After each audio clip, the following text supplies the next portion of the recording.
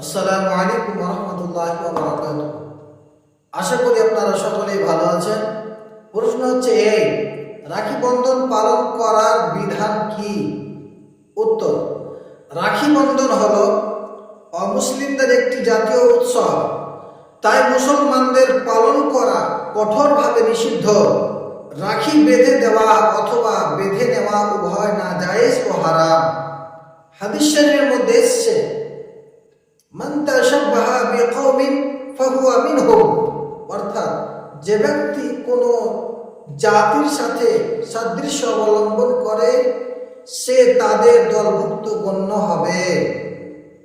Share Bukhari হযরত আল্লামা মুফতি শরীফুল হক আমজাদি রহমাতুল্লাহ তাআলা আলাইহি বলেন, যে সব মুসলমান মহিলা হিন্দুদের উক্ত রাখি বেঁধে দিল অথবা যেই সব মুসলমান পুরুষ হিন্দু মহিলাদের দ্বারা রাখি বেঁধে দিল তারা হলো পাপাচার, বদকার ও দোজখে আগুনের হকদার, কিন্তু তারা কাফির হলো না।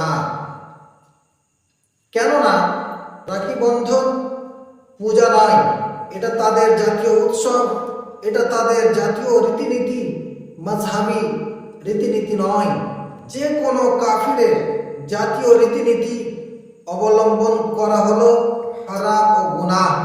যেমন হোলি খেলা, হ্যাঁ, কোনো কাফিরের মাযহাবী রীতিনীতি অবলম্বন করা অবশ্যই কুফরি। মাযহাবী রীতিনীতি অর্থ হলো যে ওই জিনিস তাদের মাযহাবে ইবাদত বলে গণ্য হবে, কিংবা ওই জিনিস তাদের মাযহাবের চিহ্ন হবে। যেমন চুলের খোপা রাখা, তাগি রাখা এক প্রকার সূত্র যা হিন্দুরা গলায় ধারণ করে। আর রাখি বাঁধানো তাদের মাযহাবে ইবাদত আর না তাদের মাযহাবের দিক থেকে তাদের মাযহাবী চিহ্ন, এবং এটা একটি সাময়িক রীতিনীতি। অতএব এটা হারাম হবে কিন্তু কুফরি হবে না।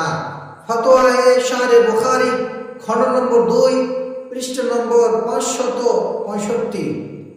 সুতরাং যে সমস্ত মুসলমানেরা বিশেষ করে স্কুল কলেজে ছাত্র ছাত্রীরা রাখি বন্ধনের দিন রাখি বেঁধে নেয় এবং অপরকে বেঁধে দেয়, এটা সম্পূর্ণরূপে নাজায়েজ ও হারাম।